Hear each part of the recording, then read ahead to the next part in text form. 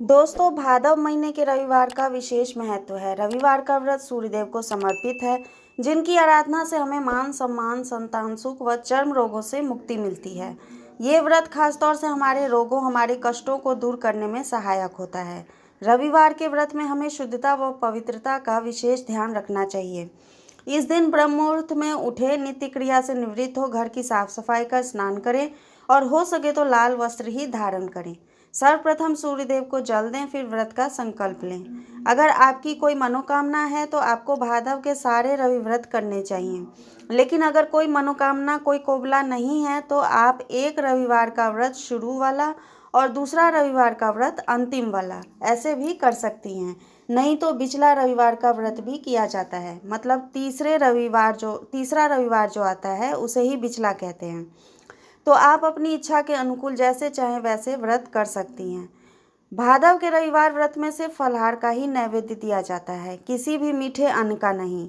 जहाँ नैवेद्य देना है वहाँ पर पहले गंगा जल से शुद्ध कर लें, फिर केले के पत्ते पर जो भी आपने फलाहार में लिया है, साबूदाना या मखाने की खीर, केला, सेब, अनेक ऋतु फल, इन सबको केले के पत्ते पर दें। वहीं पर सूर्यदेव के निमित्त धूप दें, दीप दें और पुष्प अर्पित करें। उनके 108 नामों को भी जपें।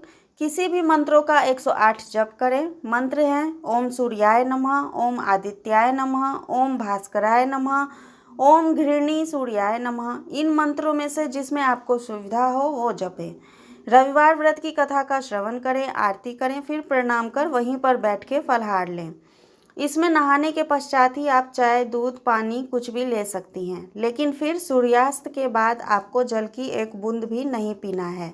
इसे ही एक संध्या कहा जाता है। एक संध्या का मतलब पूरे दिन में सिर्फ एक ही बार फलाहार, वो भी सूर्यास्त से पहले।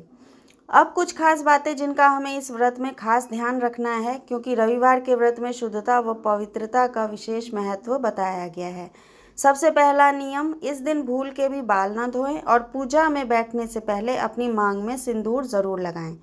दूसरा नियम, जिस चाकू छुरी का प्रयोग आप फलों को काटने में करेंगी वो चाकू छुरी प्याज लहसुन वाली नहीं होनी चाहिए। अगर साबूदाना या मखाने की खीर बनाती हैं तो पवित्र बर्तन व पवित्र चूल्हे पर ही बनाएं।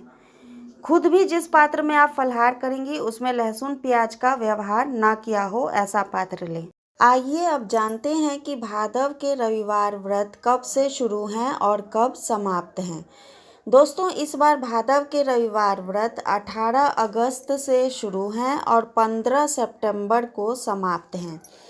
और जो लोग भादव के बिचला रविवार का व्रत करते हैं वो 1 सितंबर को या 8 सितंबर को व्रत कर सकते हैं।